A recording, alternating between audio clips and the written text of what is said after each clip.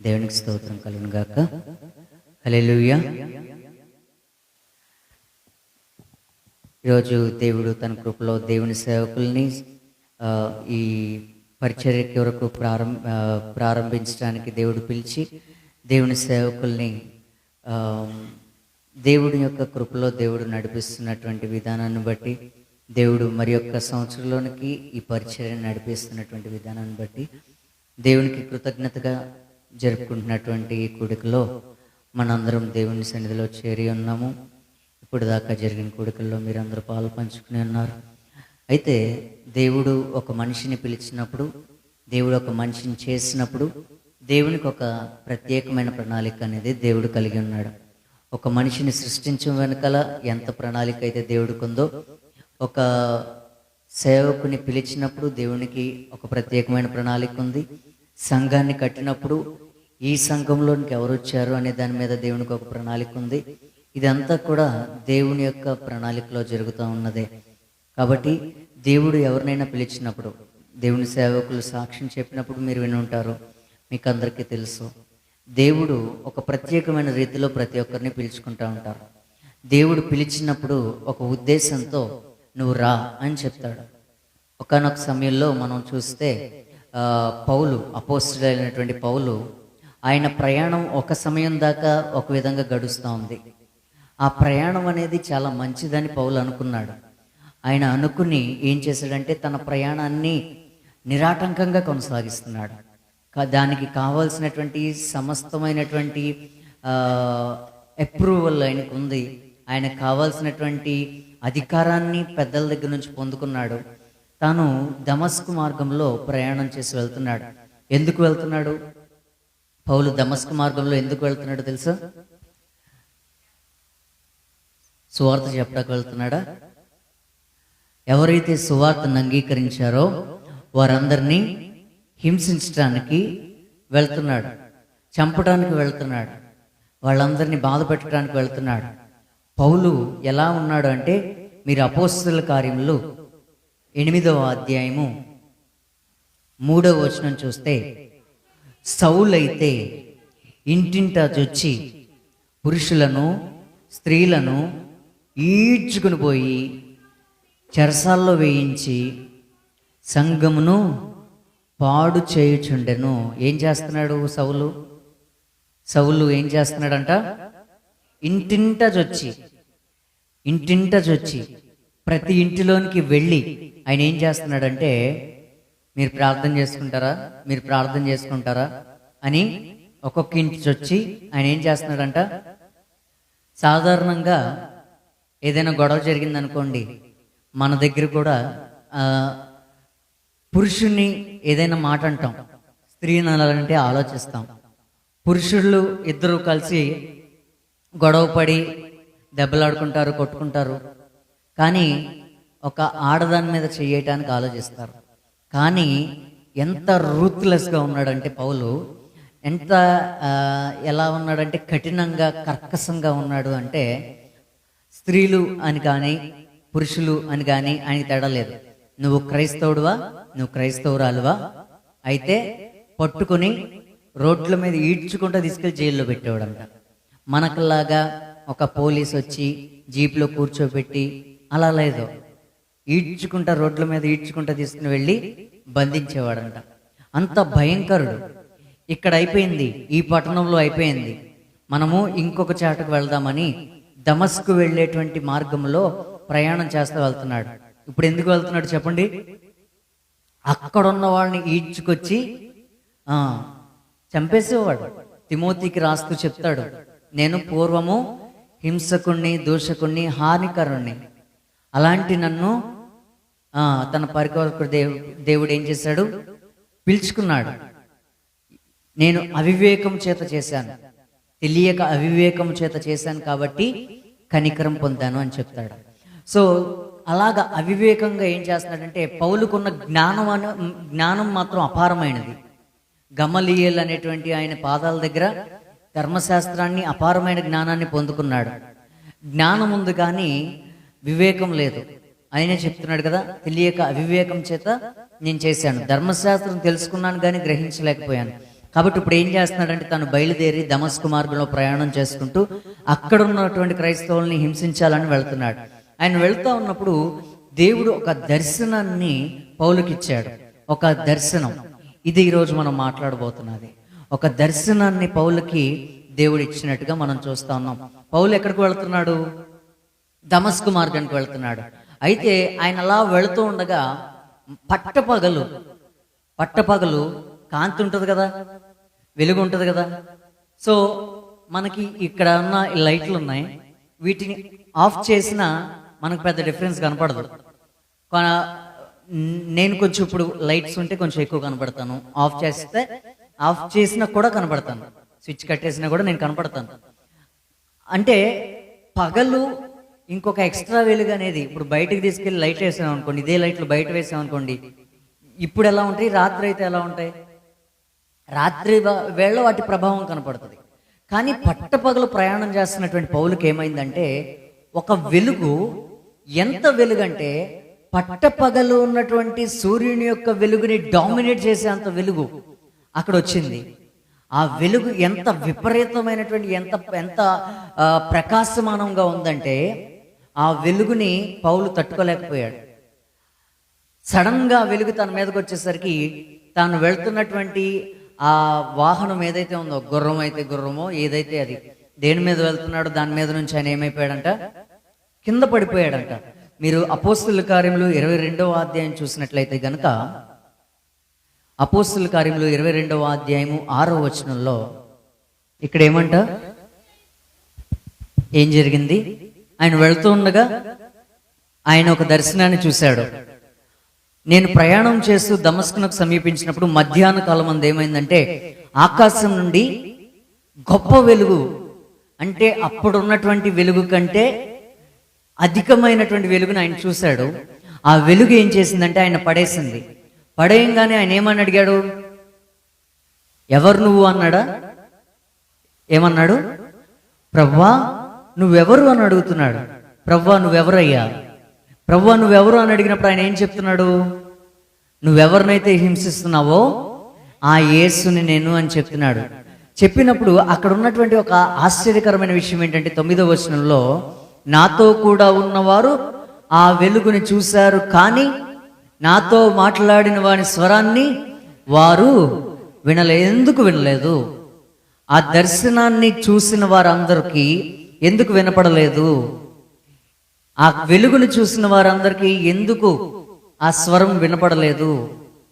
ఎందుకు వినపడలేదంటే ఆ పిలుపు ఎవరికి ఉందంటే, ఆ పిలుపుని దేవుడు ఎవరికి ఇచ్చాడంటే ఆ దమస్కు మార్గంలో వెళుతున్నటువంటి ఆ క్రూరుడైనటువంటి సౌలుకే వచ్చింది ఆ పిలుపు. కాబట్టి ఎవరికి వినపడాలో దేవుడు వారికి వినిపిస్తాడు, ఎవరికి కనపడాలో దేవుడు వారికి కనపరుస్తాడు. కాబట్టి దేవుడు అక్కడ ఉన్న వారందరికీ వెలుగుని కనపరిచాడు, కానీ స్వరం వినాల్సింది ఎవరు? సౌలు వినాలి. కాబట్టి ఆ స్వరాన్ని ఎవరు విన్నారు? సౌలు మాత్రమే విన్నాడు. అక్కడ ఉన్న వాళ్ళు వెలుగుని చూశారు, కానీ వాళ్ళంట ఆయన మాట్లాడిన వాని స్వరాన్ని వినలేకపోయారంట. కాబట్టి ఇప్పుడు సౌలు ఆ స్వరాన్ని విన్న తర్వాత ఏం చేస్తున్నాడు?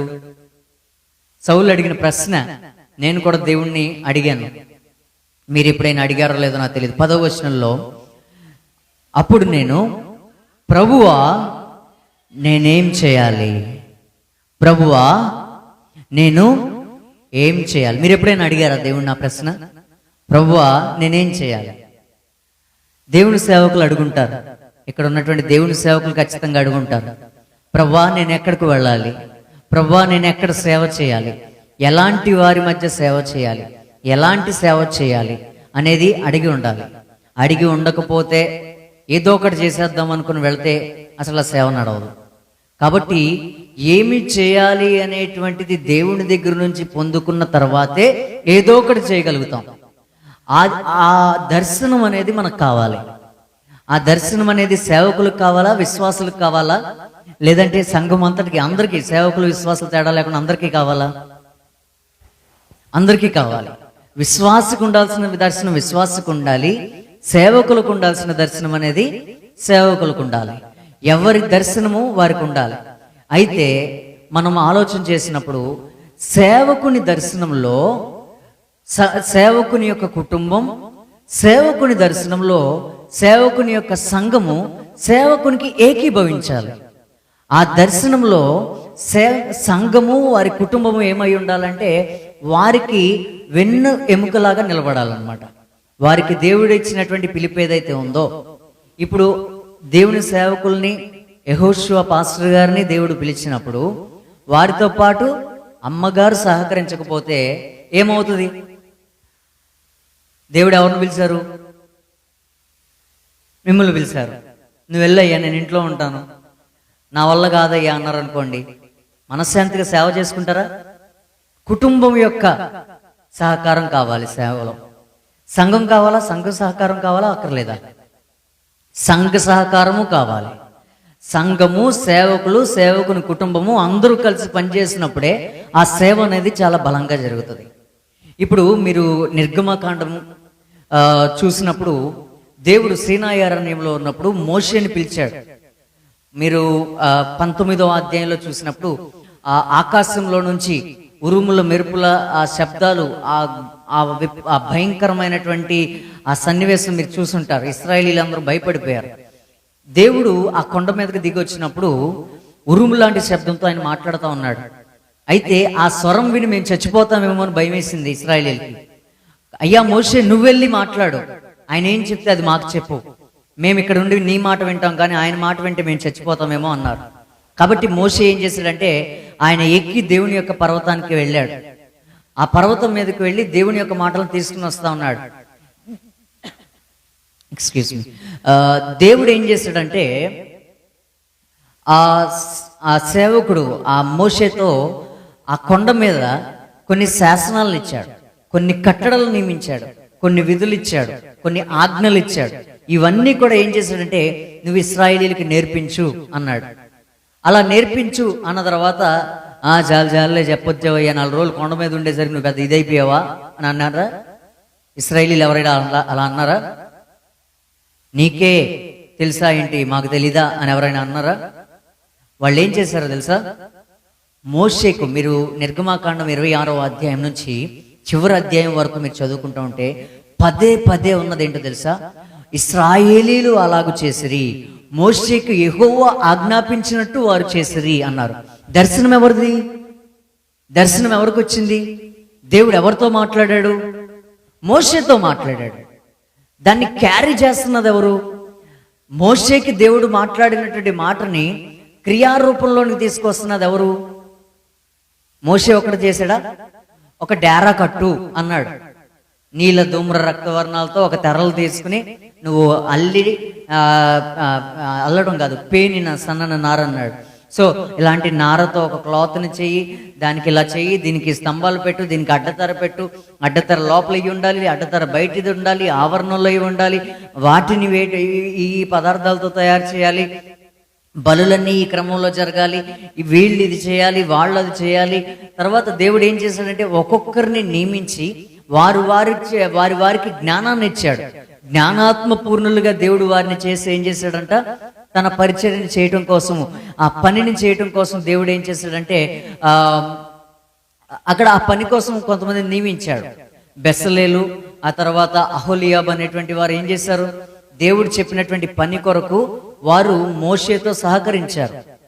కాబట్టి ఒక పని జరగాలి అంటే మోషేకు కలిగిన దర్శనముతో ఆగిపోతే ఆ పని ముందుకు జరిగేది కాదు. ఆ పని ముందుకు జరిగింది అంటే కారణం ఎవరో తెలుసా? సమాజము సేవకునితో మమేకమై పనిచేసినప్పుడే ఆ పని జరిగింది. కొంతమంది స్త్రీలు వచ్చి పనిచేశారు. వాళ్ళు అంటే పని అంటే వచ్చి ఊడవటమా, లేదంటే వచ్చి మైకులు పెట్టటమా, లేదంటే వాయిద్యాలు వాయించటమా, లేదంటే ఏదైనా అయి ఉండొచ్చు. ఇవన్నీ పని కాదా? అన్ని పని. ప్రార్థన చేసేవాళ్ళు ఉంటారు, పరిచర్య చేసేవాళ్ళు ఉంటారు. ఈ పని చేయని వాళ్ళు, ప్రార్థన చేయడానికి ఖాళీ లేని వాళ్ళు కొంతమంది ఉంటారు కదా, డబ్బులు ఇస్తారు వాళ్ళు, దేవుని పని కోసం కానుకలు ఇస్తారు. ఇవన్నీ పనికొచ్చేయా, పనికిరానివా?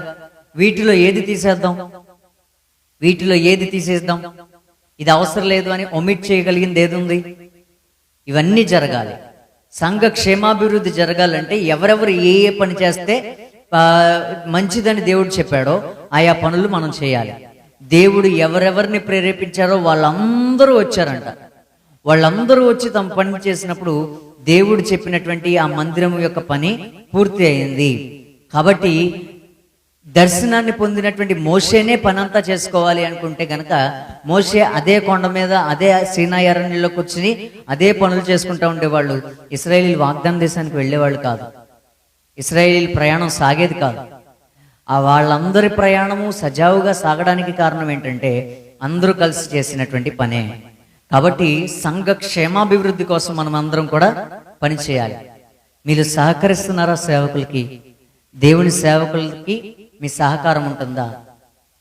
ఇక్కడ సంఘాన్ని గురించి నాకు తెలియదు, కానీ కొన్ని సంఘాల సంఘంలో వాళ్ళు మమ్మల్ని పట్టించుకోరయ్యా, సంఘంలో వాళ్ళు సరిగా రారయ్యా, సంఘంలో వాళ్ళు పరిచర్య చేయటానికి రారు, అందరూ అంతా మేమే చేసుకోవాలి, అంతా మా మీదే ఉంటుంది భారం అనే సేవకులు ఉన్నారు. కొంతమంది కానుకలు ఎవరు అని చెప్తారు. ఎలా ఉండాలి, ఎలా చేయాలి?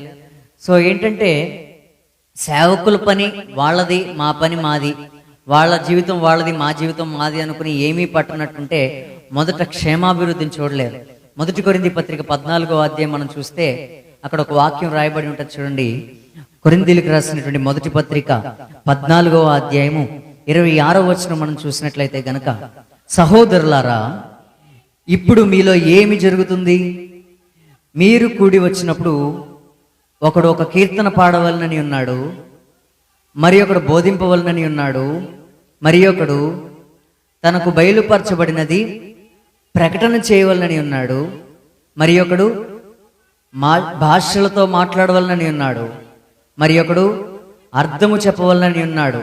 సరే, సమస్తమును క్షేమాభివృద్ధి కలుగుటకై జరగలవద్దా? క్షేమాభివృద్ధి కలగాలి అంటే జరగాలి.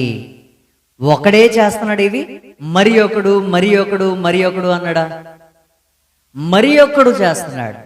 ఒకడే భాషల్లో మాట్లాడి, ఒకడే ఆ భాషల అర్థాన్ని చెప్పి, ఒకడే వాక్యాన్ని బోధించి, ఒకడే కీర్తనలు పాడి. కొన్ని సంఘాల్లో అలా ఉంటది. వచ్చి ప్రార్థన చేసి, పాస్టర్ గారే మొదటి ప్రార్థన చేసి, పాస్టర్ గారే పాటలు పాడి, పాస్టర్ గారు ఏం చెప్తారు తెలుసా? ప్రభునందు ప్రియులారా, వాక్యం ప్రారంభం అవుతుంది, త్వరపడి మీరు రావాల్సిందిగా మనవి అని అనౌన్స్ చేస్తారు. మీలో కొంతమందికి ఉండే అలవాటు ఏంటో తెలుసా? ఇప్పుడు దాకా కొంతమంది ప్రారంభ ప్రార్థన ఎప్పుడు చూడాల, సంఘంలో మొదటి ప్రార్థనని ఎప్పుడు కూడా చర్చ్లో చూడలేదు. వాళ్ళు పాటలు ఎలా ఉంటాయో వాళ్ళకి తెలియదు. వాళ్ళకి తెలిసిన ఒకటే ఒక పాట ఏంటో తెలుసా? సమర్పణ చేయుము ప్రభువునకు. కానుకల టైంలో వస్తారు, లాస్ట్లో వచ్చి కానుకేసి పితా పుత్ర పరవిత్ర ఇలా అని ముద్దు పెట్టుకుని వెళ్ళిపోతారు. మళ్ళీ ముగింపు ప్రార్థన కూడా కొంతమంది ఉండరు, వెళ్ళిపోతారు. వీళ్ళు ప్రార్థనలో పూర్తిగా రారు, కానీ ఆశీర్వాదాన్ని మాత్రం పూర్తిగా కావాలనుకుంటారు. అయితే దేవుని వాక్యంలో దేవుడు ఏం చేయమని చెప్తున్నాడు? ఏ ప్రార్థనకు రావాలి, ఏ ప్రార్థనకు ఉండాలి మనం చెప్పండి. ముగింపు ప్రార్థనకి వెళ్ళామనుకోండి, తండ్రి అయిన దేవుని నుండి, ప్రభు అయిన యేసుక్రీస్తు నుండి, పరిశుద్ధాత్మ నుండి మీకేం కలుగుద్ది? కృప సమాధానాలు కలుగుతాయి, ఆయన తోడు మీకు ఉంటుందని ఆశీర్వాదం అదొకటి పొందుకుంటే సరిపోద్ది కదా. ఆశీర్వాదం ఇచ్చే లోపల అడుగు పెట్టేయాలి. అంటే ఆశీర్వచనం పలికినప్పుడు లోపలికి వస్తే ఆశీర్వాదం అనుకుంటున్నారా? ప్రారంభ ప్రార్థన నుండి చివరి వరకు మీ చర్చిలో ఉన్నారు అయ్యారు. ఇప్పుడు దాకా మొదటి ప్రార్థన చూడని వాళ్ళు ఉన్నారు కదా. మీ మీద ప్రేమ చెప్పరు, ఆయన నవ్వులో కనపడుతుంది. సో ఏంటంటే మొదటి ప్రార్థన చూడని వాళ్ళు ఉన్నారు కదా, ఉన్నారా లేదా? సో మనం అలా వెళ్తే ఎలాగా? పాస్టర్ గారే ప్రార్థన చేయాలా? పాస్టర్ గారే పాటలు పాడాలా? ఎలా ఉంటుందో తెలుసా? నాకు అనుభవం ఉంది.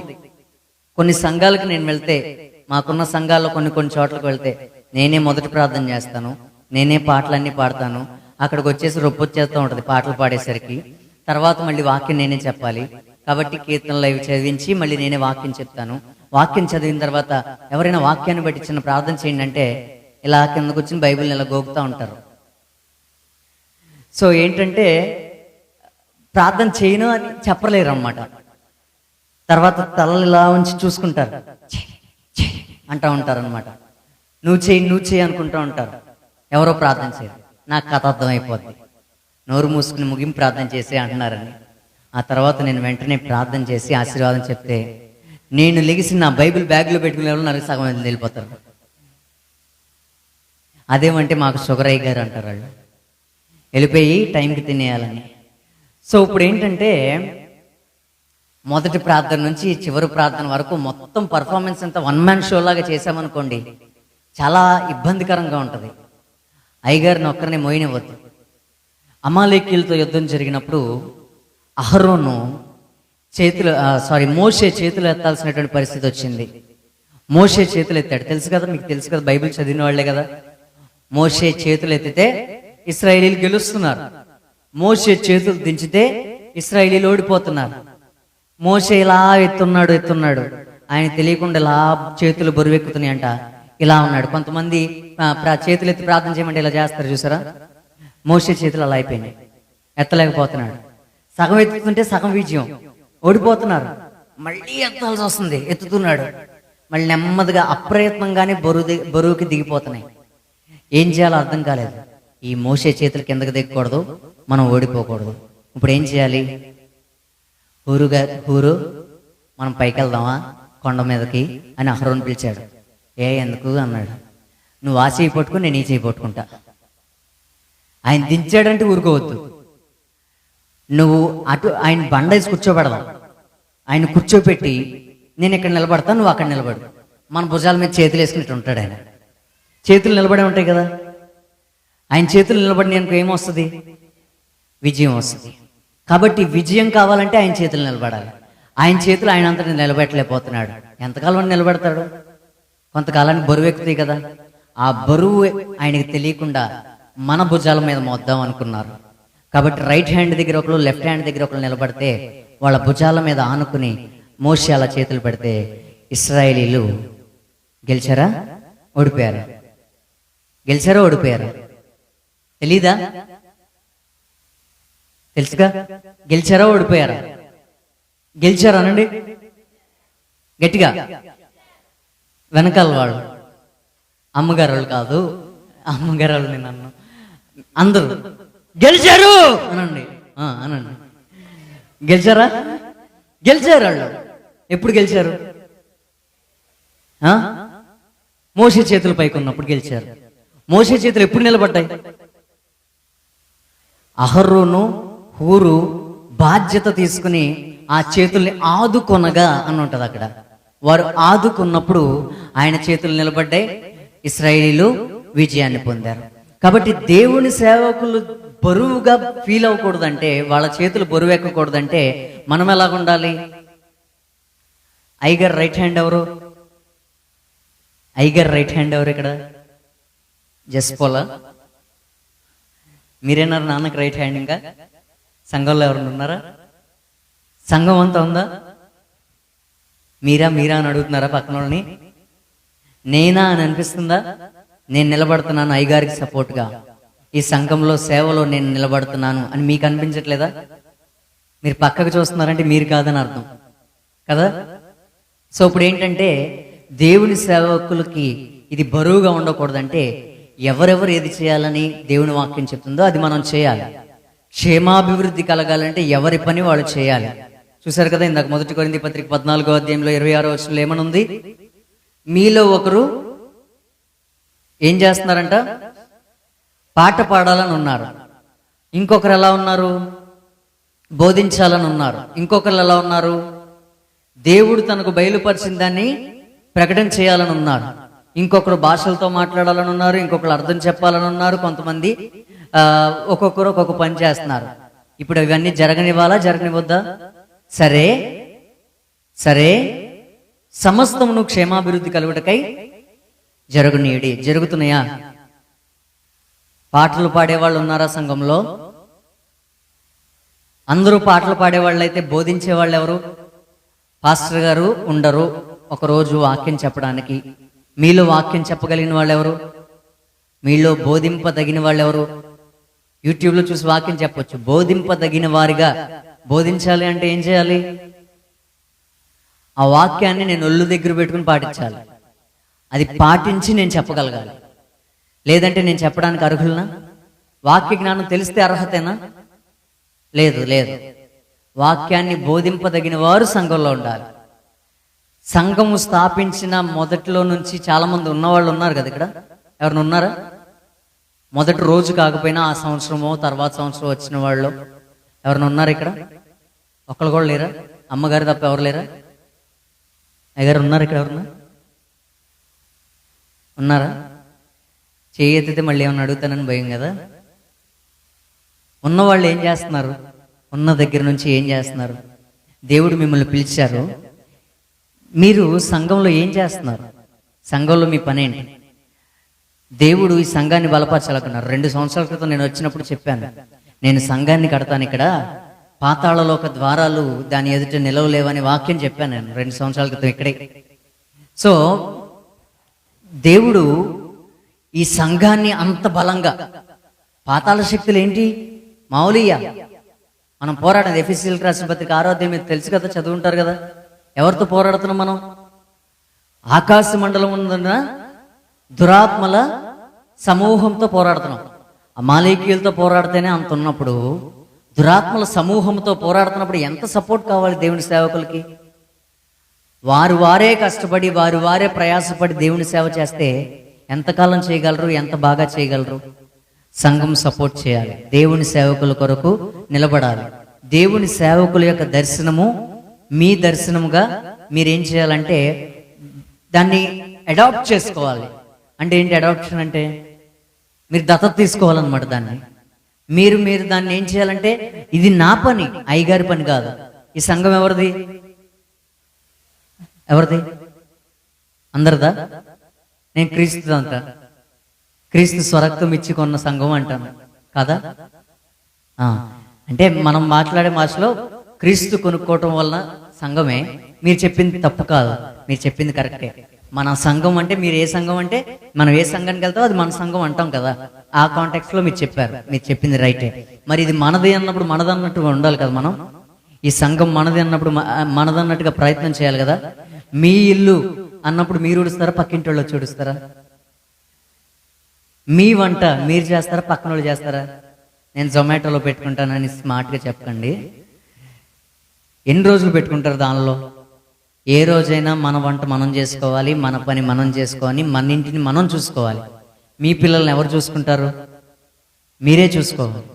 కాబట్టి ఎవరైనా సరే తమది అనుకున్నప్పుడు తామే చూసుకోవాలి కదా. ఈ సంఘం మనది అనుకున్నప్పుడు ఎవరు చూడాలి? సంఘం మనది కానీ చూసుకోవాల్సింది ఆయన అనమాకండి. అలా అనకూడదు. ఆయన ఒక్కడు ఎలా చూస్తారు? ఎన్నని చూస్తారు? ఆయనకి మీ సంఘమే కాదు, మా సంఘంలో కూడా బాధ్యతలు ఉన్నాయి. ఇప్పుడు మా దగ్గరికి వచ్చి అండ్ మళ్ళీ మా విడదీశానని అనుకోకండి. అక్కడ ఉన్నాం ఇక్కడ ఉన్నాం కాబట్టి అలా చెప్పాను అనమాట. సో ఇప్పుడు అక్కడికి వస్తారు అయ్యగారు, అక్కడ కూడా ఆయన నడిపిస్తారు. సో ఇప్పుడు అక్కడ ఆయన నిలబడినప్పుడు ఇక్కడ ఎవరు నిలబడాలి? ఎవరు నిలబడుతున్నారు? అమ్మగారు నడిపిస్తున్నారా? అన్నవాళ్ళు నడిపిస్తున్నారా? సో ఇప్పుడు ఏంటంటే, కుటుంబం నిలబడుతుందంటే సంఘం నిలబడుతుందా? కుటుంబం నిలబడుతుంది. చాలా గొప్పది. ఒక సేవకుడికి మొట్టమొదటి స్ట్రెంత్ ఏంటో తెలుసా? కుటుంబమే. కాబట్టి కుటుంబం నిలబడుతుంది. సో ఇప్పుడు తర్వాత సంఘం కూడా నిలబడాలి కదా. కుటుంబంలో వాళ్ళే అన్ని చేయరు కదా. కాబట్టి సంఘము బాధ్యత కలిగి ఉండాలని చెప్పడం కోసం ఇంతసేపు నేను చెప్తున్నాను. కాబట్టి సంఘాన్ని బాధ్యత కలిగిన సంఘంగా దేవుడు చూడాలనుకుంటున్నాడు. సంఘం అనేది ఒక శరీరం కదా. సంఘం అనేది శరీరంతో పోల్చాడు. మనం ఒకే శరీరంలో ఉన్న వేరు వేరు అవయవాలను దేవుని వాక్యం చెప్తా ఉంది. కాబట్టి నేనేం చేయాలి? ఒక అవయవానికి బాధ కలిగినప్పుడు ఇంకొక అవయవం వెళ్ళి ఏం చేస్తుంది? సహాయం చేస్తుంది. మీరు కంట్లో నలకబడితే ఏం చేస్తారు? ఈ కన్ను వచ్చి ఈ కంట్లో తీస్తుందా? ఏం చేస్తారు? చేత్తో నలుపుతారు, నలపకూడదు, నలుపుతారు. ఫస్ట్ వచ్చి ఇరిటేషన్ రాగానే అదే కదా అనేస్తాం కదా, నోరు కూడా అరుతుంది మళ్ళీ. చూడండి ఎన్ని రియాక్షన్స్ వస్తున్నాయో కదా. సో ఒక చోట ఒక పని ఉన్నప్పుడు శరీరంలో అవయవాలన్నీ కలసిగట్టుగా పనిచేస్తున్న రీతిగా సంఘములో సేవకునితో పాటు ఆ దర్శనంలో పాలు పంచుకోవాల్సిన వాళ్ళు ఎవరైతే ఉన్నారో వాళ్ళందరూ పాలు పంచుకోవాలి. కుటుంబము, సంఘము, సేవకులతో కలిసి పనిచేస్తే ఆ సంఘం అనేది అభివృద్ధిగా ఉంటుంది. అందుకని చెప్తున్నాడు ఎఫెసీయులకు రాసిన పత్రిక 5వ అధ్యాయంలో, ఎఫెసీయులకు రాసిన పత్రిక 4వ అధ్యాయంలో 13వ వచనంలో దేవుడు ఇంకొక మాట చెప్పారు. పరిశుద్ధులు సంపూర్ణులగునట్లును క్రీస్తు శరీరము క్షేమాభివృద్ధి చెందుటకును పరిచర్య ధర్మము జరుగుటకును ఆయన కొందరిని అపోస్తులుగాను, కొందరిని ప్రవక్తలుగాను, కొందరిని సువార్తికులుగాను, కొందరిని కాపరులుగాను నియమించెను. అందువలన మనం ఇక మీదట పసిపిల్లలమై ఉండి మనుషుల మాయోపాయముల చేత వంచనతోనూ కుయుక్తితోనూ ప్రతి ఉపదేశమునకు ఇటు అటు కొట్టుకొని పోతూ అలల చేత ఉండక ప్రేమ కలిగి సత్యము చెప్పుచు క్రీస్తు వలె ఉండుటకు మనం అన్ని విషయాల్లో ఎదుగుదుము. చాలు. చూడండి ఇక్కడ ఏమని చెప్తున్నాడు. సంఘం అంట పరిశుద్ధులు సంపూర్ణులు అవ్వాలంట. 13వ వచనం ఎఫెసీ పత్రిక 4వ అధ్యాయం 13వ వచనంలో, ఎందుకంట పరిశుద్ధులైన వాళ్ళు సంపూర్ణులు అంటే ఎలాగా? క్రీస్తులాగా మారటం. అదే మనం చదివినటువంటి 15వ వచనంలో ఉంది. క్రీస్తు వలె ఉండుటకు మనం అన్ని విషయాల్లో ఎదుగుదామని అన్నారు కదా. అంటే సంపూర్ణులు అవడం అంటే క్రీస్తులాగా మారేటువంటి ప్రయత్నం అన్నమాట. అందరూ క్రీస్తులాగా మారటం కోసమని పరిశుద్ధులు సంపూర్ణులగునట్లును క్రీస్తు శరీరము క్షేమాభివృద్ధి చెందుటకును పరిచర్య ధర్మము జరుగుటకును. ఈ 3 విషయాలు కనపడుతున్నాయా? ఇందాక చదివినటువంటి క్షేమాభివృద్ధితో పాటు ఇప్పుడు ఏమని చెప్తున్నాడంటే పరిశుద్ధులు ఏమవ్వాలి? సంపూర్ణ స్థితిని పొందుకోవాలి. క్రీస్తు శరీరం అంటే ఏంటి? క్రీస్తు శరీరం అంటే ఏంటి? ఇక్కడ ఏమైనా ఉంది? సంఘమే క్రీస్తు శరీరం. తర్వాత ఎఫెసీ పత్రిక 5వ అధ్యాయంలో మీరు 22వ వచనం నుండి చివరి వరకు చదివితే క్రీస్తు మాట్లాడతాడు. క్రీస్తు తన శరీరం లాగా ప్రేమించాడంట. మనల్ని తన శరీరాన్ని సొంత భార్యాభర్తల రిలేషన్తో అక్కడ పోల్చి చెప్తా ఉంటాడు. సో ఇప్పుడు క్రీస్తుకి సంఘానికి ఉన్నటువంటి ఆ రిలేషన్షిప్ ని అక్కడ వివరిస్తా ఉన్నాడు. భార్యాభర్తలు ఏక శరీరమై ఎలాగుంటారో, భర్త ఎలా ప్రేమిస్తాడో, భార్య ఎలాగ గౌరవిస్తుందో, అలాగా క్రీస్తుకి సంఘానికి ఉన్నటువంటి బంధం ఉండాలని ప్రభు అక్కడ మాట్లాడుతూ ఉంటాడు. కాబట్టి అలాంటి అవినాభావ బంధం ఉండాలి మనకి. కాబట్టి క్రీస్తు శరీరం క్షేమాభివృద్ధి కలగడం అంటే సంఘ క్షేమాభివృద్ధి జరగాలి.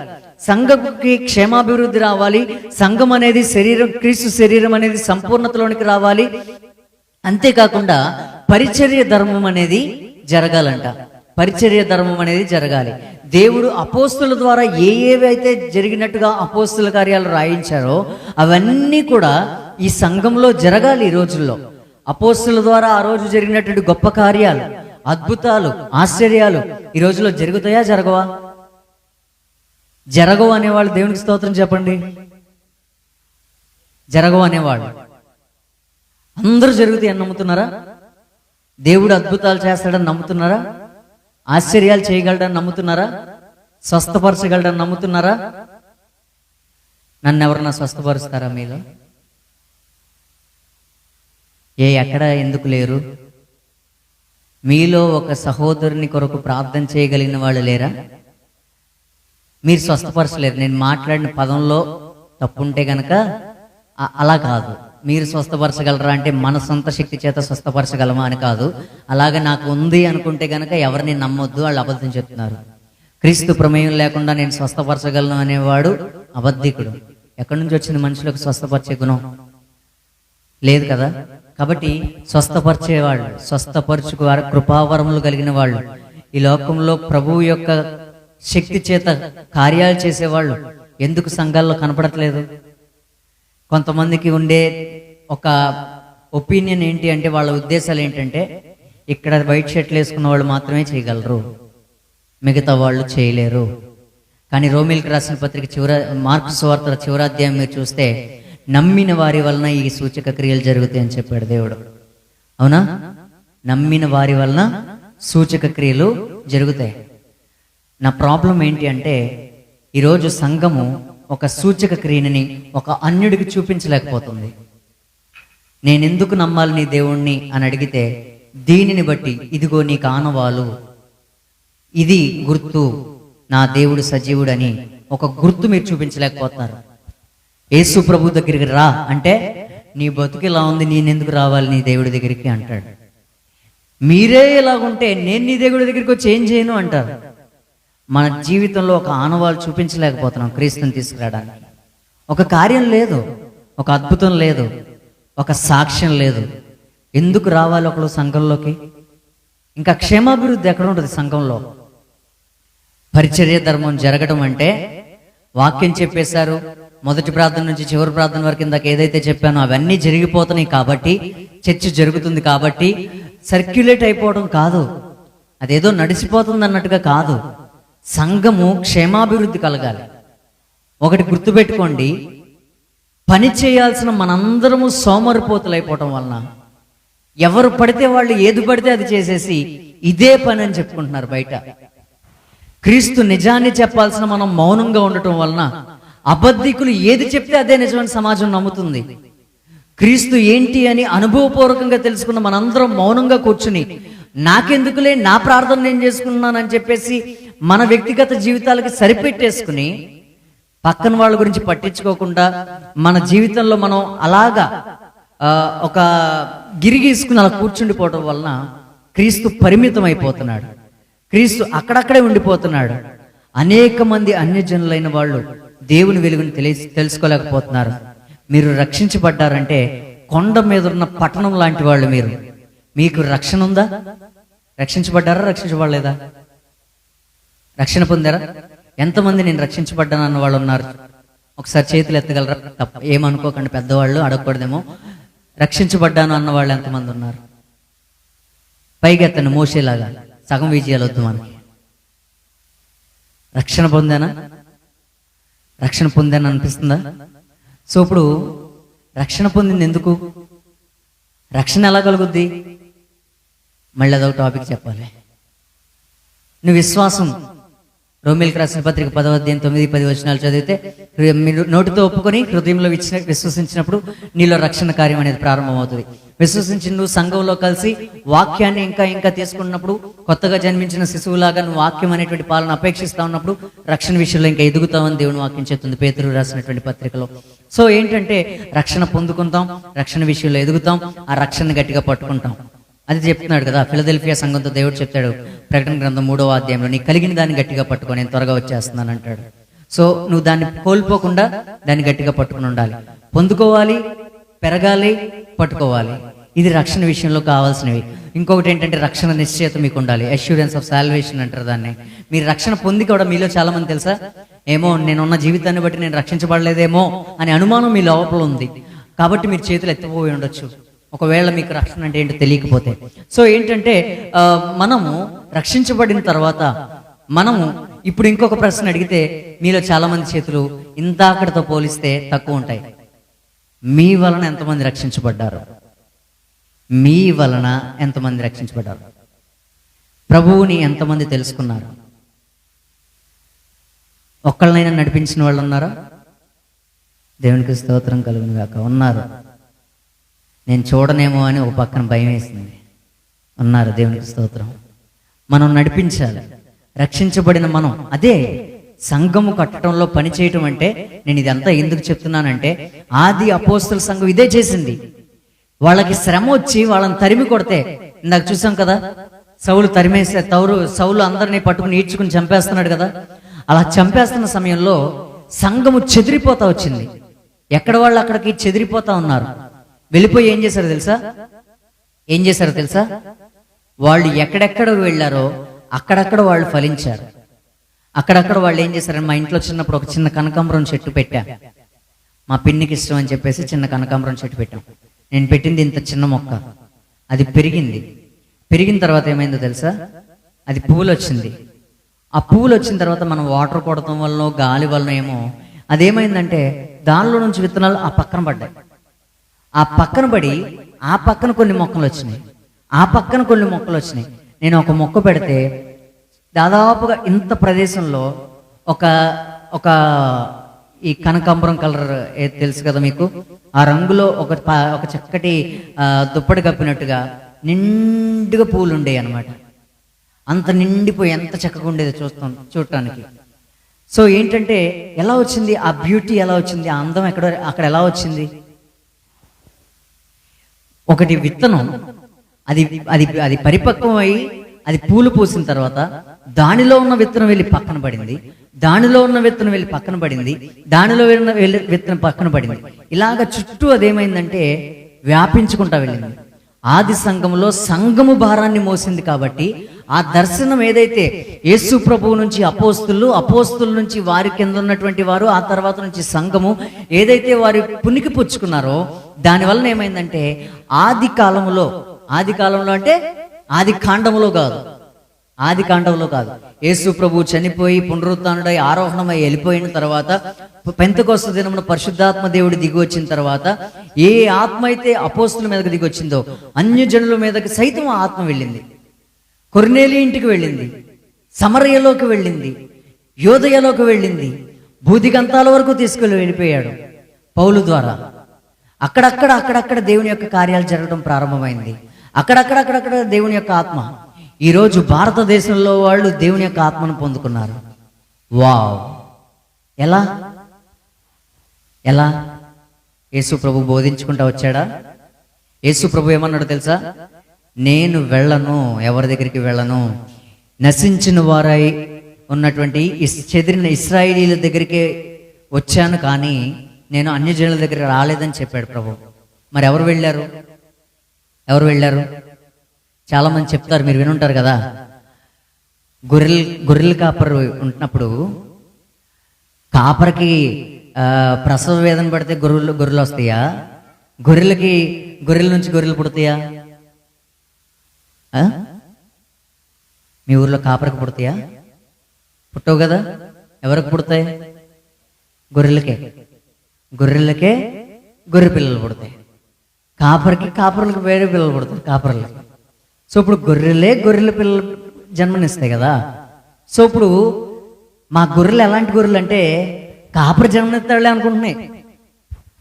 ఈ కాపర్ ఏంటి ఇంకో కొత్త గొర్రెని ప్రొడ్యూస్ చేయడం అనుకుంటున్నాయి. ఎంత ఎటకారంగా ఉంటుంది. కాపరి గొర్రెకి జన్మనివ్వడం ఏంటి? మిమ్మల్ని మేపుతాడు, మిమ్మల్ని పోషిస్తాడు, మీరు వెళ్ళి జన్మనివ్వండి. నీ ఇంట్లో భర్తకు చెప్పవు, మీ ఇంట్లో పిల్లలకు చెప్పవు, మళ్ళీ వచ్చి సంఘం అభివృద్ధి చేయయ్యా, సంఘపు సరిహద్దులు విశాలం చేయయ్యా, కుడి తట్టు ఎడమ తట్టు ఈస్ట్ వెస్ట్ నార్త్ సౌత్ నేను వ్యాపించాలయ్యా. కానీ నేనేం చెప్పనయ్యా. ఎందుకు నేను చెప్పను? నా పని కాదు అది. ఆయన ఉన్నారు, వారి కుటుంబం ఉంది, ఆయనకి 3 మగపిల్లలు ఉన్నారు. నలుగురే కదా. సో ఇప్పుడు మగపిల్లలు ఉన్నారు. సో ఇప్పుడు వీళ్ళందరూ ఉండగా నాకేం పని? వాళ్ళు చూసుకుంటారులే. వాళ్ళు చూసుకుంటారా? మీకు పని లేదా? నాకు పని లేదు అనుకున్న వాడిని దేవుడు తిడతాడు. నేను నీకు ఇచ్చిందంతా నా పని కాదని దాచిపెట్టుకున్నావు సోమరువైన చెడ్డదాసుగా అంటాడంట. కాబట్టి పని చేయండి. సంఘము నాకు చాలా బాధ ఏంటంటే సంఘం చాలా లేజీ సంఘంగా ఉంటుంది. సంఘం అనేది ఒక మొద్దుబారిపోయి బండరాతుల్లాగా అయిపోతున్నారు అనమాట. ఎవరి పనుల్లో వాళ్ళు బిజీ అయిపోయి నా పనులే కాదులే అనుకుని ఎవరి పనులు వాళ్ళు చేసుకుంటూ అప్పుడప్పుడు ఇలాంటి వాటికి మాత్రం కొత్త చీరలు కొత్త షర్ట్లు వేసుకుని వచ్చేసి భోజనాల్లో పాలు పంచుకొని తిరిగి వెళ్ళిపోతారు. భోజనాలు లేనప్పుడు మళ్ళీ అంతమంది రారు, భోజనాలు ఉన్నప్పుడే వస్తారు. సో ఇప్పుడు మన మోటివ్ ఏంటి? మనం ఏం చేయాలి? ఒకసారి ఆలోచన చేయండి. సంఘానికి మనం కావాలి, క్రీస్తుకి మనం కావాలి, సేవకులకి మనం కావాలి. ఎంతమంది ఉంటే సేవకులు అంతా యాక్టివ్గా పనిచేయగలుగుతారు. కాబట్టి దేవుని సేవకులకు ఉన్నటువంటి దర్శనాన్ని మనం కూడా తీసుకోవాలి. మోషేకి ఇచ్చిన దాన్ని వారు ఇశ్రాయేలీయులు తీసుకుని వారందరూ కూడా దాని పనిని ఏం చేశారంటే, అంతా చెప్పడానికి మనకు టైం సరిపోదు, కానీ నిర్గమకాండం 26వ అధ్యాయం నుంచి చివరి అధ్యాయం వరకు మీరు చదవండి. యెహోవా దేవుడు కొండ మీద ఏదేదైతే మోషేకి తెలియజేశాడో అవన్నీ ఇశ్రాయేలీయులు చేయటానికి మోషేతో చేయి కలిపారు. వాళ్ళందరూ కలిసి పనిచేశారు.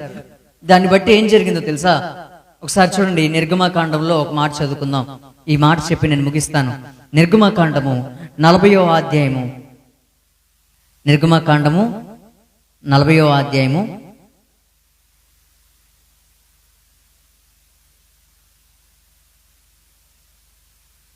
33వ వచనం నుండి చదవండి. మరియు అతడు మందిరమునకును బలిపీఠమునకును చుట్టూ ఆవరణాన్ని ఏర్పాటు చేసి తెరను వేశాను. మోషే పని సంపూర్తి చేశాడు. అప్పుడేమైంది? మేఘము ప్రత్యక్షపు గుడారమును కమ్మగా యెహోవా తేజస్సు మందిరమును నింపెను. ఆ మేఘము మందిరం మీద నిల్చుండుట చేత మందిరము యెహోవా తేజస్సుతో నిండెను గనుక గుడారంలోనికి వెళ్ళలేకపోయాడంటండి. దేవుని మందిరములు గుడారములోనికి ఎవరైతే దగ్గరుండి పని చేయించాడో ఆ మోషే, ఎవరైతే కొండ మీద ఈ నమూనా అంతటిని చూశాడో ఆ మోషే తాను లోపలికి ప్రవేశింపలేనంతగా యెహోవా తేజస్సు, యెహోవా మహిమ ఆ మందిరాన్ని నింపిందంట. నా చిన్నప్పటి నుంచి మీలో పద్మకుమారి గారు అక్క తెలిసి ఉంటారు, చాలా మందికి, కొంతమందికి తెలిసి అంటారు కదా. ఆవిడ చాలాసార్లు ఒక మాట చెప్పారు. ఏంటంటే, ఈ దేవాలయము ఎంత పరిశుద్ధపరచబడాలంటే ఎవరైనా లోపలికి అడుగు పెడుతూ ఉండగా వారు దేవుని బలమైన ఆత్మచేత తాకబడాలి. ఎలాంటి భయంకరలు వచ్చినా వారు మారు మనసు పొందాలి. ఎలాంటి స్థితిలో వచ్చినా వారు విడుదల పొందుకుని వెళ్ళాలి.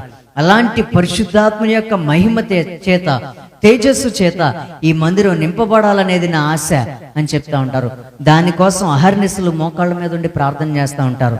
ఆవిడ పేరు గుర్తొచ్చిన వాళ్ళందరికీ మొదట గుర్తొచ్చేది ఏంటో తెలుసా? ప్రార్థన. ఆవిడ గుర్తొస్తే, ఆవిడని తెలుసుకున్న వాళ్ళు ఎవరైనా సరే గుర్తొచ్చేది ప్రార్థనే. ఇక్కడే అయ్యగారి దగ్గరే మీలాగానే ఇక్కడే కూర్చుని ప్రార్థన చేసుకుని, క్షమాపణ ప్రార్థన చేసుకుని, ఎలా ప్రార్థన చేయాలని దేవుడు పిలిచిన కొత్తలో దేవుని దగ్గరికి వచ్చి అయ్యగారు వాళ్ళ దగ్గర కూర్చుని అక్కడ ప్రార్థన చేసుకుని, అయ్యగారు వాళ్ళకి ఆవిడకి వచ్చిన దర్శనాలన్నీ పాస్టర్ గారికి చెప్తే, దేవుడు ఇలా చెప్తున్నాడమ్మా, ఇలా చెయ్యమ్మా, ఇలా ఉండమ్మా అని చెప్తే, పాస్టర్ గారు చెప్పిన ప్రతి మాట విన్న ఆవిడ ఇప్పుడు చాలా పెద్ద సేవకురాలు అయ్యారు. చాలా మంచి సేవ చేస్తున్నారు. అంటే లోపం ఎవరిలో లేదు? దేవుని సేవకుల్లో లేదు. ఇక్కడ ప్రార్థన చేసి, ఇక్కడ ప్రార్థన చేసుకుని, ఇక్కడ క్షమాపణ అడిగి, ఇక్కడ దేవుని పిలుపుని కన్ఫర్మ్ చేసుకుని వెళ్ళి ఇప్పుడు చక్కటి సేవ. 6 సంఘాలు దేవుడు స్థాపించి ఇంకొన్ని సంఘాలు దేవుడు స్థాపించడానికి సిద్ధంగా ఉన్నాడు. అలాంటి సేవని దేవుడు, అందరు ఇక్కడ ఉండాలి, అలాంటి సేవని దేవుడు వారి ద్వారా జరిగిస్తున్నాడంటే దేవుడు సేవకుల యొక్క పనిలో ఎక్కడ లోపాన్ని చూడలేదు. దేవుని సేవకుల ద్వారా పని జరిగిస్తున్నాడు. లోపం ఏమైనా సంఘంలో ఉంటే మాత్రం దయచేసి గమనించుకోండి. యాక్టివ్గా ఉంటుందా సంఘం? పాస్టర్ గారు చెప్పట్లేదు కానీ బ్రదర్ చెప్తారా? సంఘం యాక్టివ్గా ఉంటారా? మోడరేట్గా. సో ఇప్పుడు ఏంటి అంటే, ఓ మాదిరిగా యాక్టివ్గా ఉండుండొచ్చు. బాగా యాక్టివ్గా ఉండండి, బాగా ఉత్సాహంగా ఉండండి. యూత్ ఉన్నారా ఇక్కడ సంఘానికి వచ్చే యూత్ ఎవరు? కింద ఉన్నారా? పనిలో ఉన్నారా? Nice, okay. యూత్ పనిలో ఉంటే బాగుంటుంది, యూత్ పని చేయాలి. సో ఇప్పుడు ఏంటి అంటే యాక్టివ్గా ఉండాలి, సంఘము యాక్టివ్గా ఉండాలి. సంఘము అయ్యగారు ఒక్కొక్క వేళ ఎప్పుడైనా సరే బలహీన పడిపోతే పదండి అయ్యగారు అని చెప్పి సంఘం ఏం చేయాలి? పిల్లలు అన్నాక ఏడుస్తూ ఉంటారు, వాళ్ళు మనం చూడక్కర్లేదు, వాళ్ళు ఆపేస్తారు. సో ఇప్పుడు సంఘం అన్నాక ఏం చేయాలి? చూసారా, మధ్యలో సడన్గా అడిగాను అనుకోండి, ఇప్పుడు దాకా పిల్లడి దగ్గర ఉన్న వాళ్ళకి ఏం అర్థం కాదు, ఏం చెప్పాడు, ఇప్పుడు ఏం చేయాలి అని. సో సంఘం ఏం చేయాలంటే సేవకుని పనిలో పాలుభాగస్తులు కావాలి, చెప్పిన మాట వినాలి. మీరు అప్డేట్ అవుతూ, అప్గ్రేడ్ అవుతూ, మీరు ఆత్మీయంగా ఇందాక ఏదైతే సంపూర్ణత గురించి మాట్లాడుకున్నామో, క్రీస్తు యొక్క సంపూర్ణతని మనం పొందుకుంటూ ఈ సంఘం యొక్క క్షేమాభివృద్ధిని గురించి మనం ఆలోచన చేస్తూ, అసలు ముఖ్యంగా ఈ సేవకుల దర్శనము కాకుండా మనల్ని పుట్టించిన వాడికి ఉన్న దర్శనం ఏంటి? ఏదైనా తోటలో ఏదైతే మిస్ అయ్యామో అది పరలోకంలో మనం పొందుకోవాలనే కదా దేవుడు మనం చేసింది. కాబట్టి ఆయన దర్శనం ఏంటి అంటే, ఇదంతా ఈ సంఘం అంతా కూడా అలాగా వెళ్ళి ఏం చేయాలంటే దేవుని ఎదుట నిలబడాలి. కాబట్టి అందుకని ఎఫెసీ పత్రిక 5వ అధ్యాయంలో అంటాడు, మనలో ఎలాంటి కళంకము, ఎలాంటి ముడత ఏది లేకుండా మనం ఉండాలంట. ఒకసారి ఆ మాట చదవండి, నేను ముగించేస్తాను. ఎఫెసీలకు రాసిన పత్రిక 5వ అధ్యాయము.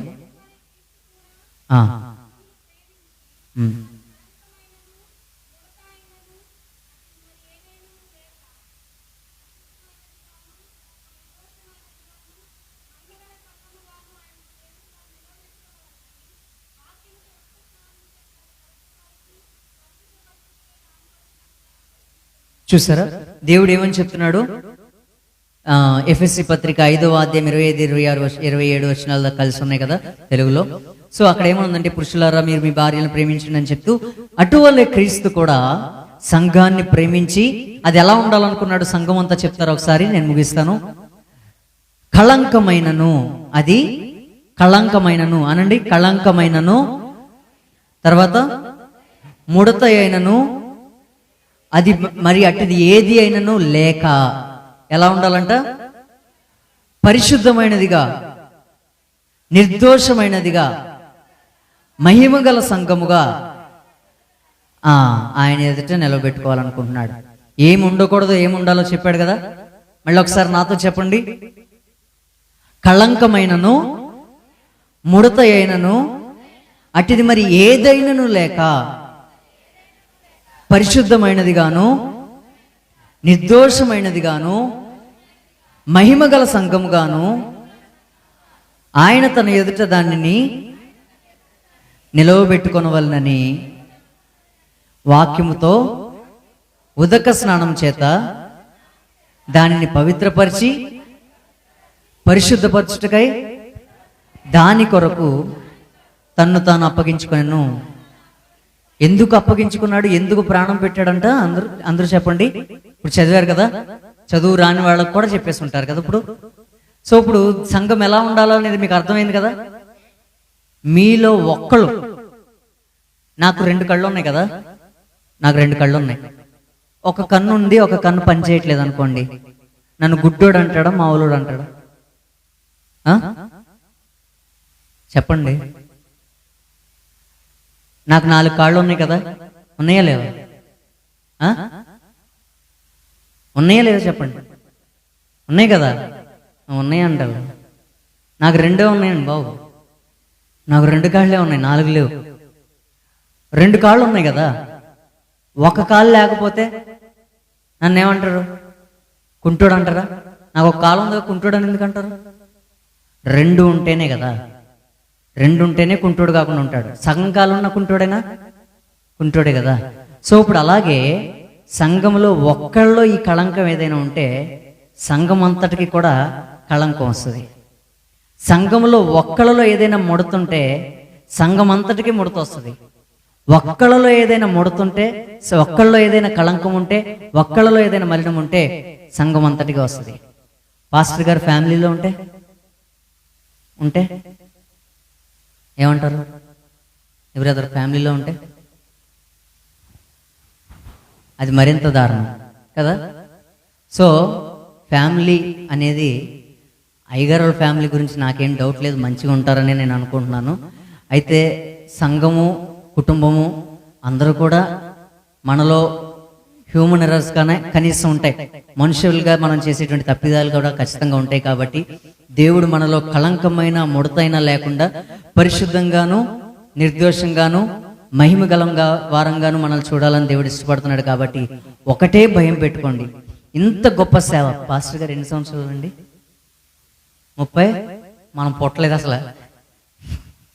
38 అంట. 38 సంవత్సరాల నుంచి వాళ్ళు సేవ చేస్తుంటే మనం ఏం చేస్తున్నాం? వాళ్ళు ఒక పక్కన కడతా ఉంటారు, ఒక పక్కన మనం తవ్వుతూ ఉంటాం అన్నమాట దాన్ని. పందికొక్కుల్లాగా. సో మనం ఏం చేయాలంటే, ఆ సంఘము వాళ్ళు 38 సంవత్సరాల ప్రయాసతో కట్టినప్పుడు మన వల్ల దానికి కళంకం, మన వల్ల దానికి అపవిత్రత. చూడండి, అది ఎలా ఉండాలని కోరుకుంటున్నాడు దేవుడు? కళంకము ముడత లేకుండా ఉండాలని కోరుకుంటున్నాడు కదా. నా ఒక్కదాని తప్పు వల్ల, నా ఒక్కడి తప్పు వలన 38 సంవత్సరాల సేవ పాడైపోద్దా? వద్దు బ్రవ్వా, నాలాంటి దాని వల్ల, నా వల్ల ఇలా జరగకూడదు, నా వల్లనే ఈ సంఘానికి మచ్చ రాకూడదు, నేను సరిగా ఉంటాను అని మనం సరిగా ఉండాలి. మీ వలన అది వస్తే దేవుడు లెక్క అడుగుతాడు. జాగ్రత్త, భయపడండి దేవుడికి. ఆ సంఘం, ఆ కాపరి యొక్క ప్రయాస, సేవకుల యొక్క దర్శనము నీ ఒక్క చిన్న తప్పు వల్ల. ఏముందండి, చిన్న అబద్ధమా? 38 సంవత్సరాల సేవ, కన్నీరు, ఆకలి దప్పులు, చలి, రోగాలు, మరణము, బెదిరింపులు, బాధలు, మీకొచ్చే కష్టాలు ఎన్నుంటాయి, అవమానాలు ఎన్ని. నేను చెప్పే 4 ముక్కలే. వాళ్ళ అనుభవాల్లో ఎన్నెన్నో చూశారు, ఎన్నెన్నో దాటుకుని వచ్చారు. ఆఫ్టర్ ఆల్ మనొక్కళ్ళి బుద్ధిహీనత వల్ల, మనొక్కళ్ళి నిర్లక్ష్యం వల్ల ఈ సేవ అంతా నాశనం అయిపోయిందంటే, ఆ దర్శనమే చెడిపోయిందంటే చాలా జాగ్రత్తగా ఉండండి, చాలా జాగ్రత్తగా ఉండండి. ఇది జీవము కలిగిన దేవుని సంఘం. ఆ సంఘానికి కళంకం, ఆ సంఘానికి ముడత నేనే అంటే అది చాలా చాలా చాలా భయంకరం. గుర్తుపెట్టుకోండి, చాలా జాగ్రత్తగా ఉండండి. దేవుడు సమీపంగా ఉన్నాడు, ఆయన రాబోతున్నాడు. కాబట్టి ఈ సంఘము దేవుని ఎదుట ఇలాగ కనపడాలని, పరిశుద్ధముగా, నిర్దోషముగా, మహిమ గలదిగా కనపడాలని వారు ప్రయాసపడుతున్నారు. దాన్ని పాడు చేసేయడానికి మీలో కొంతమంది ప్రయాసపడుతున్నారు. బయట వాళ్ళు వ్యతిరేకంగా ఉండటం వేరు, సంఘమే దాన్ని పాడు చేస్తే చాలా బాధాకరం. కాబట్టి జ్ఞాపకం చేసుకుని ఆ దర్శనంలో మీరు కూడా పాలు పంపులు పొందుకోండి. ఆ దర్శనంలో మీరు కూడా వారి చేతులను ఆదుకోండి, భారాన్ని భరించండి. సంఘం యొక్క అభివృద్ధిలో మీరు కూడా పాలు పంచుకోండి. ప్రభు పేరిట సంఘము, దేవుని సేవకుల కుటుంబానికి, సంఘానికి కూడా నేను చెప్పే సజెషన్ ఒకటే. కుటుంబము ఒక రైట్ సైడ్, అహరోను హూరులాగా మోషే చేతిని అహరోను హూరులు ఎలా ఆదుకున్నారు, కుటుంబం ఒక చేతిని, సంఘం ఒక చేతిని ఆదుకుంటే సేవకుల చేతులు నిలబడతాయి. ఆ చేతులు నిలబడితే విజయం అనేది వస్తుంది.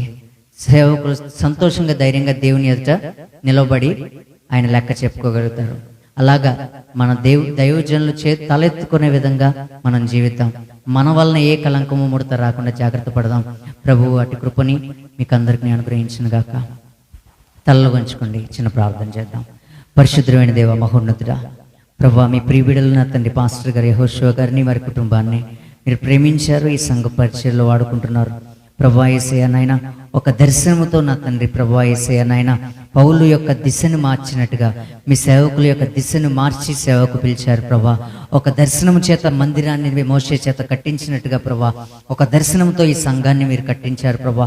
ఆ దర్శనంలో పాలు పంపులు పొందుకుంటున్న తండ్రి ప్రభువా యేసయ్య, అక్కడ ఉన్నటువంటి ఇశ్రాయేలీల సమాజమంతా కూడా నా తండ్రి మోషేకి సహకరించినట్టుగా నా తండ్రి ప్రభా, ఈ సంఘము క్షేమాభివృద్ధి కలుగులాగున అయ్యా నా తండ్రి, ఈ సంఘము నా తండ్రి ప్రభువా యేసయ్యనైనా సంపూర్ణతని పొందుకునే విధంగా నా తండ్రి, ఎలాంటి కళంకము ముడత లేనిదిగా నా తండ్రి ప్రభా, మీ ఎదుట నిర్దోషముగా, నిష్కళంకంగా, పరిశుద్ధంగా కనబడేటువంటి సంఘముగా, మహిమ గల సంఘముగా నా తండ్రి మారడానికి నా తండ్రి అయ్యా సేవకులతో పాటు వారి కుటుంబము, వారి యొక్క నా తండ్రి సంఘమంతయు కూడా నా తండ్రి ఏకీభవించడానికి మీరు సహాయం చేయండి అయ్యా. ఈ భారాన్ని భరించడానికి ప్రభా యేసయ్య నాయన, ప్రతి ఒక్కరిలోనూ ఆ యొక్క నా తండ్రి అయ్యా ఉత్సాహాన్ని పుట్టించండి, భారాన్ని పెట్టండి ప్రభా.